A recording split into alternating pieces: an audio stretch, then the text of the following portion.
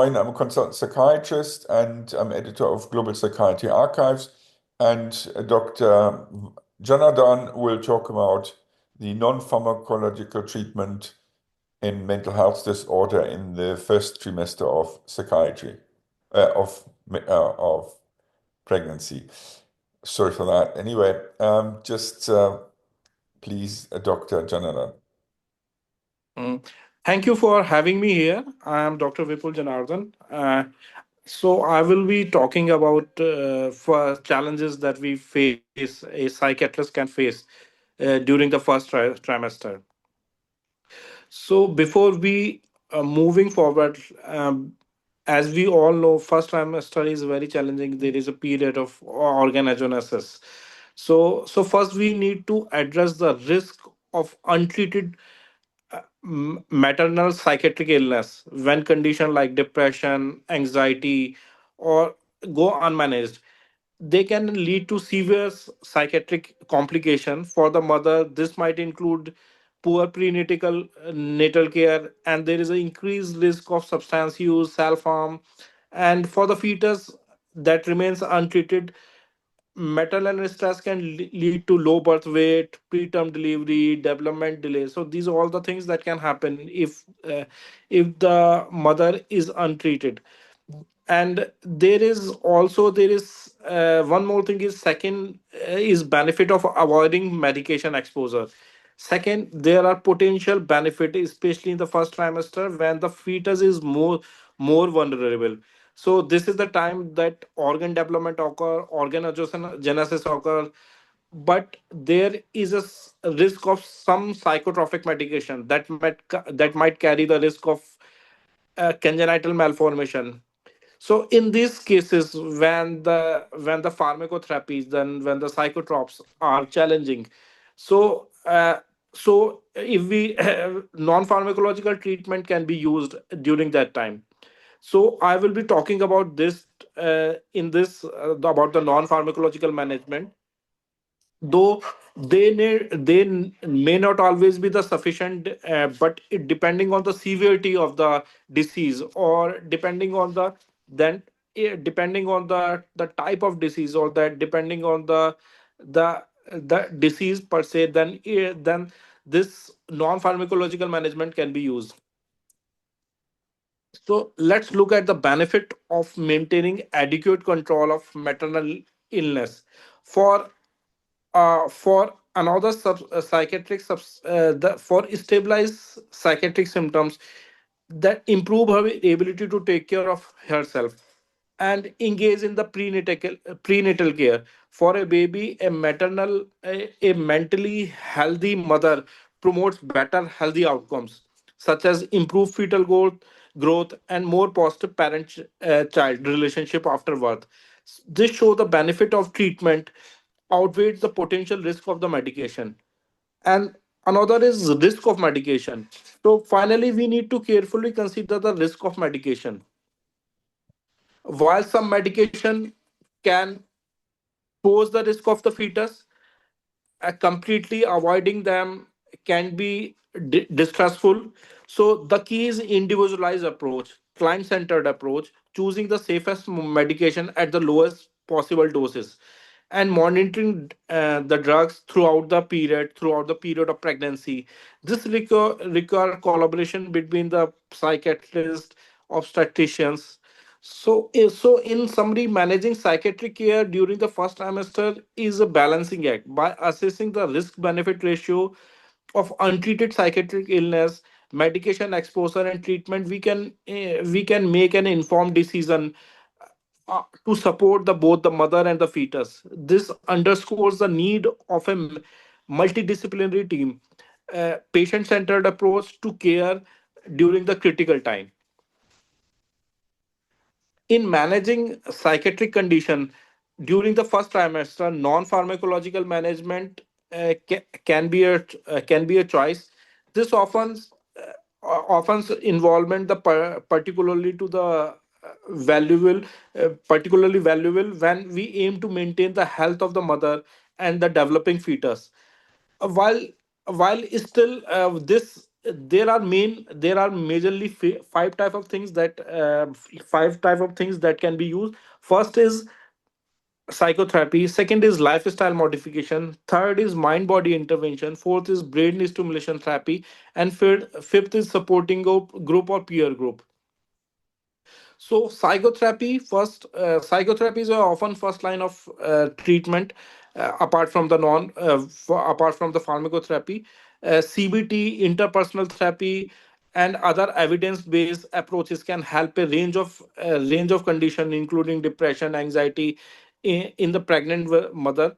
Psychotherapy empowers mother to developing coping strategies, address stressors, and improve emotional well-being without the risk awaited with the medication. Lifestyle changes have a profound impact on mental health, increasing regular physical health, balanced diet, proper hydration, adequate sleep can enhance the mood and overall well-being of the mother. These modifications are particularly important during the pregnancy, as they also contribute better to the fetal health as well.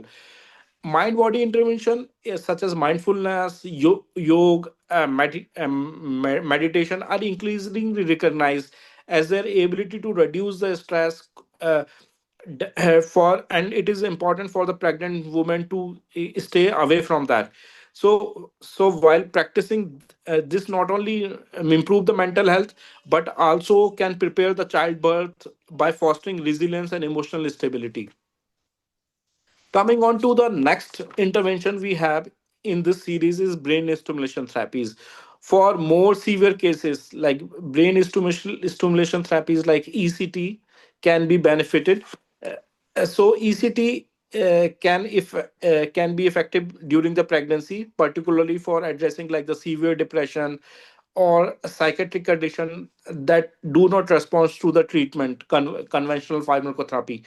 So these therapies should be or can be used with the multidisciplinary team.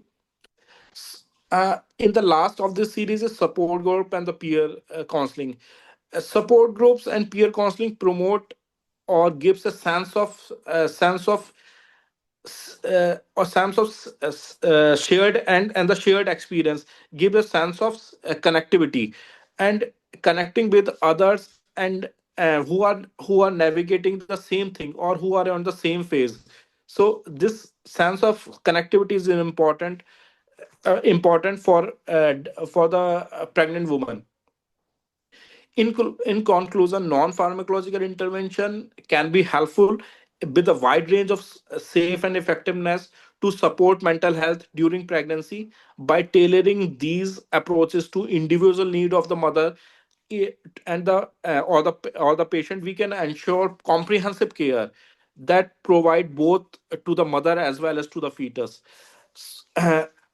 In this series, there is a supporting psychotherapy focusing on providing emotional stability, validation, and encouragement. It helps mothers to cope with stress, enhance self-esteem, and build resilience during pregnancy.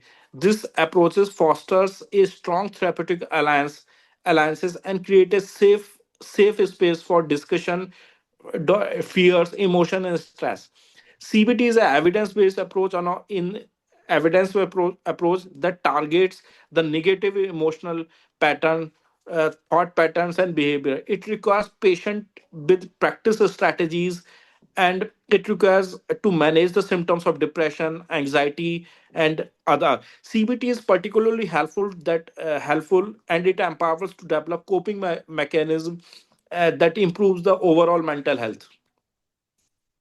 Yeah, in the series, there is a conjoint therapy. Conjoint therapy is involvement of the partner, addressing the relationship dynamics that may affect the mental health. This approach fosters open communication, strengthen emotional connection, and ensuring partnership is actively involved in partner should be actively involved in supporting the mother's well-being, and helping in the pregnancy, during the period of pregnancy. Fo- fourth is in this series there is definitely other things also, like improvement, or improvement in the nutritional or dietary modification. So a balanced diet, we all know the benefit of the balanced diet. If balanced diet is important, if we for the developing fetus and the mother health. Elimination of caffeine and nicotine is also important thing that we that everybody knows, and we don't need to talk about much. Facilitation of sleep and hygiene is an important thing. It helps to improve the mood and the circadian rhythm, reduction of the stress by managing stress, and even mental and physical. It helps to improve the mental and physical health. Relaxation techniques like JPMR, Yoga Nidra, and deep breathing and mindfulness reduce the anxiety. Bright light therapy is also important. It helps to maintain the circadian rhythm and regulation of the sleep and and the mood itself.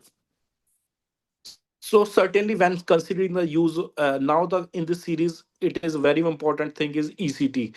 ECT is it can be very important a non-pharmacological measure. Certainly when considering the ECT during the first trimester of pregnancy, the potential benefit may include the providing effective it is effective for the severe depression, catatonia, and the condition like such type of things. So in cases when maternal mental health poses a significant risk to the well-being of the mother and the developing fetus, ECT can be trial, can be considered as a potential life-saving instrument.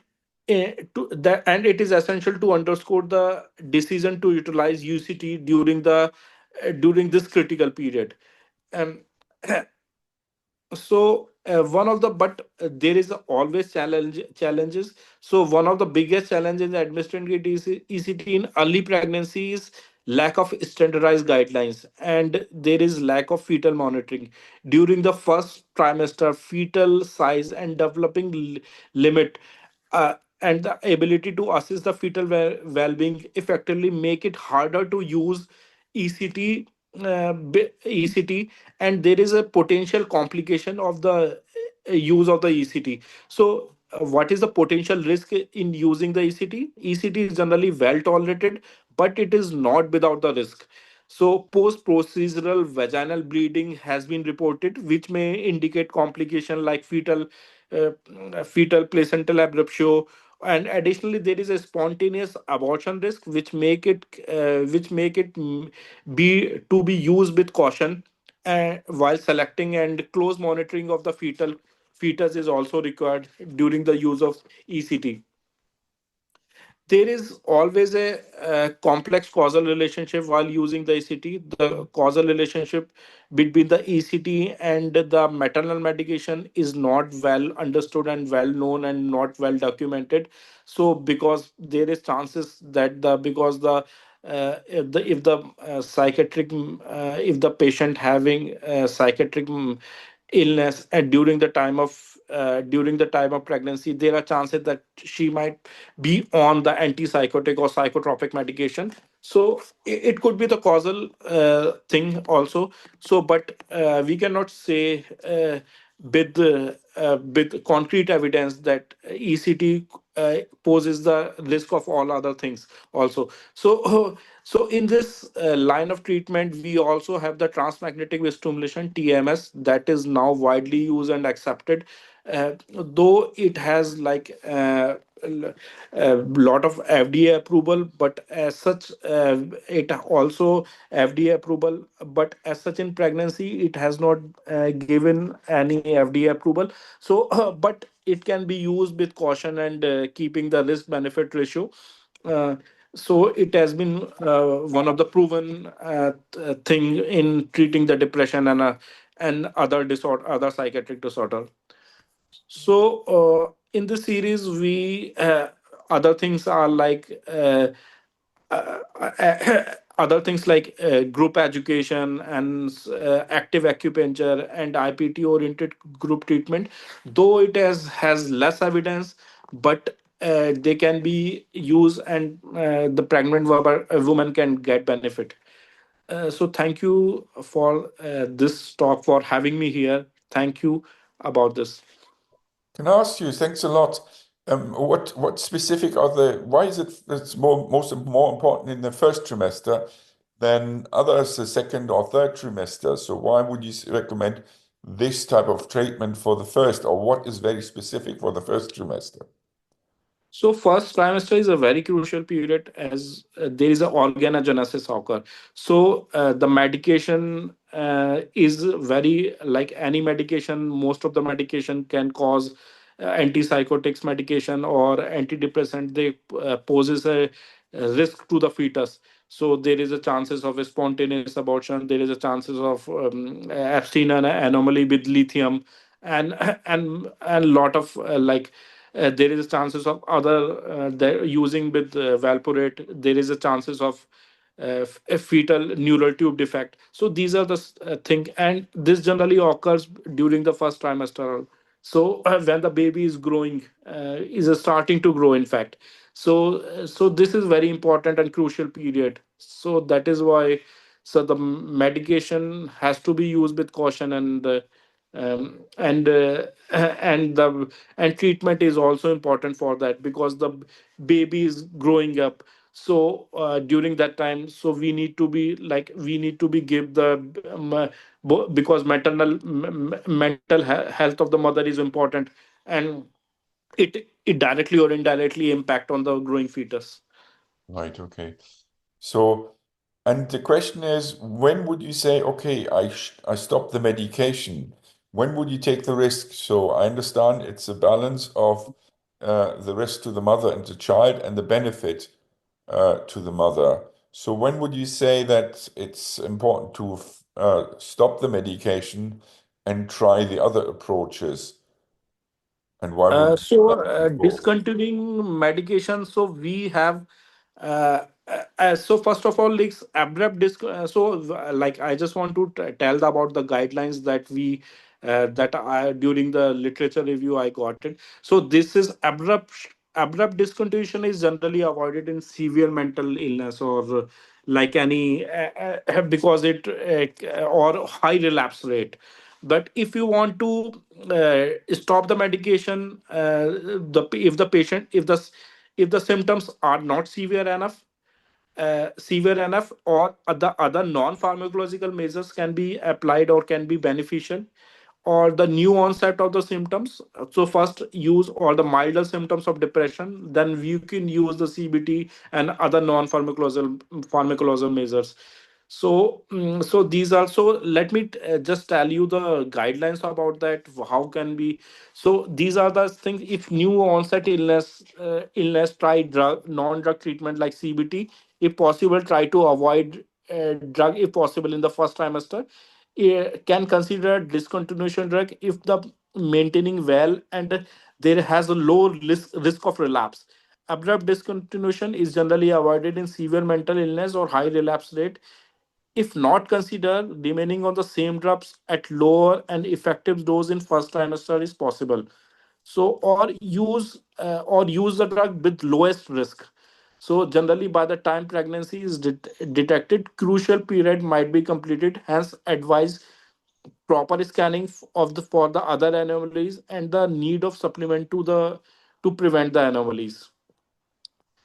So these are the general consensus guidelines that say the use of the drug. And I think in Britain we have some specific websites or not telephone lines where you can ask about the teratogenicity of drugs. Do you have that in India? So is that something that people can ask about specific drugs and their risk to the baby? Mm, as such, I think the treating psychiatrist can be the best source of.